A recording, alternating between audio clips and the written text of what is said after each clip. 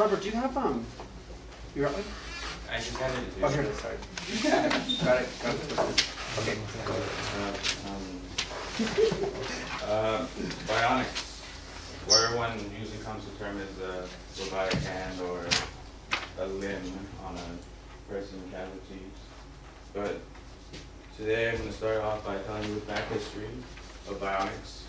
And the term bionics was first created in 1958 by Jake E. Steele, a worker at the Airtox Division House of the Wright Air Force, based in Dayton, Ohio. It attracted science fiction writer Martin Kennedy, who wrote the book Cyborg, which created the TV show The Six-Man Dog Man, which projected bionics into the mainstream. However, though, in the year 2000, archaeologists discovered a toe made out of leather and wood found on a prehistoric mummy in Egypt, dated back to 1069 to 664 BC, which shows the first historic prosthetic limb ever made. And we've come a long way within the 20th century due to the wars and basically the wars that we had throughout the 90s and throughout the 20th century, which fueled the development of prosthetics.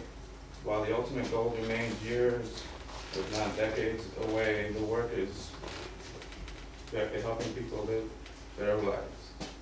A Philadelphia Inquirer reporter reports recently, 2 months ago, surgeons implanted electronic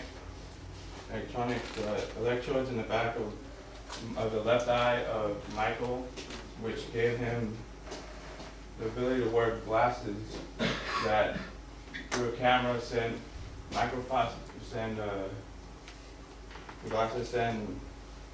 transmitters images to the implant.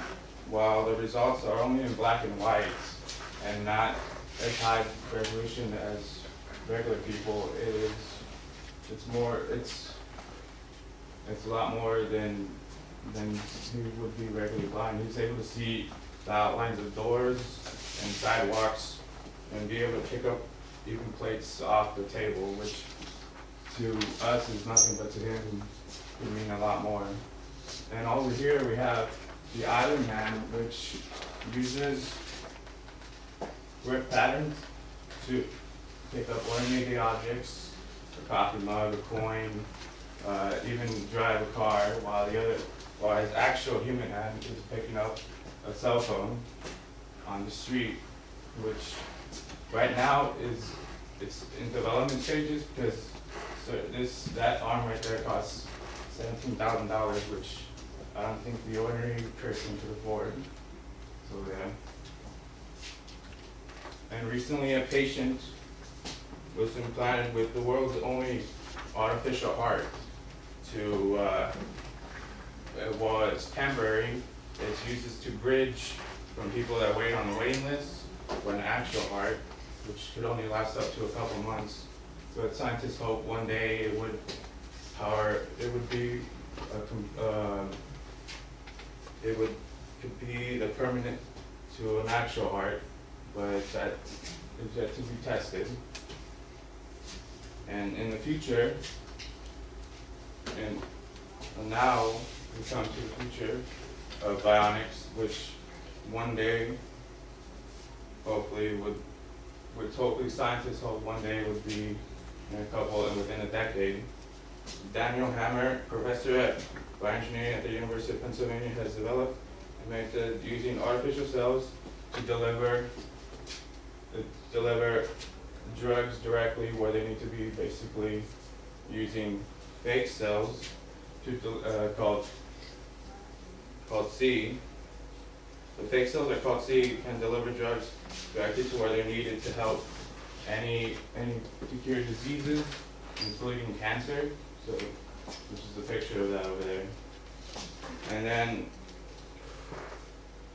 then of course the brain, which is the most complex instrument that everyone has in their head, is yet to be fully developed for